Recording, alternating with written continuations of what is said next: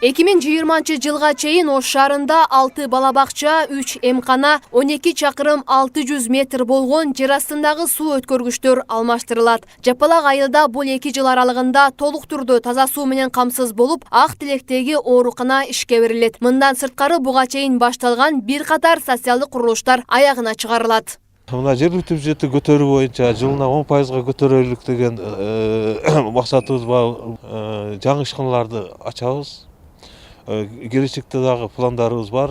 Жаңы жумуш орундарын түзөбүз. Ошонун негизинде жергиликтүү бюджетти көтөрөбүз. Андан сырткары баягы көмүскө экономика боюнча дагы иш алып барабыз.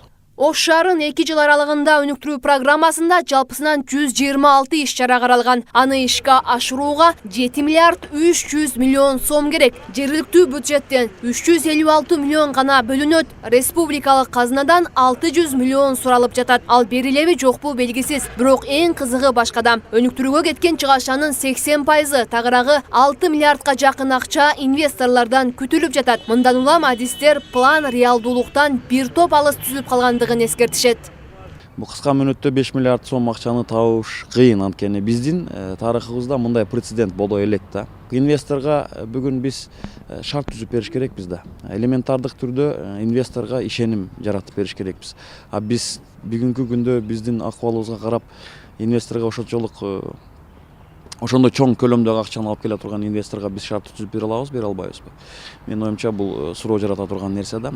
Өкмөттүк эмес уюмдардын өкүлдөрүнүн айтымында план түзүүдө жарандык коомдун ою эске алынбай жатат. Ал тургай айланма жолду куруу сыяктуу долбоорлорду ишке ашырууда айрым жөнөкөй жарандардын жеке укуктары тепселенип жаткан учурларда бар дешет алар.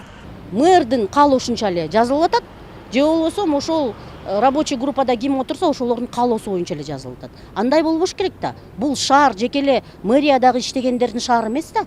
Бул шаар деген 500 миң адамдардын шаары болуп атпайбы? Жергиликтүү бийликтин амбициялуу план түзгөндүгү жакшы, бирок популизм менен алек болуп калбашы керек дешет активисттер. План түзүү бардык адамдардын колунан келерин айткан журналист Ыдырыс Исаков, жоопкерчилик маселеси каралбаса, али ишке аша элек максат менен мактануунун зарылчылдыгы жок деп эсептейт. Ош мэриясы дагы өзү берген сөздү, өзү берген убаданы аткаруу маселеси, ошо аткарылбай кала турган болсо, жоопкерчиликти алуу маселеси каралган эмес деп ойлойм. Себеби, эгерде план аткарылбаса, ким жумуштан кетет?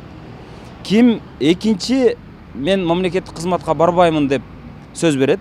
Ким, мисалы, мен жумушумду өз эрким менен тапшырып беремин, ушул план аткарылбай калган үчүн деп ким сөз берди? Эч ким сөз берген жок да, эч ким жоопкерчиликти алган жок.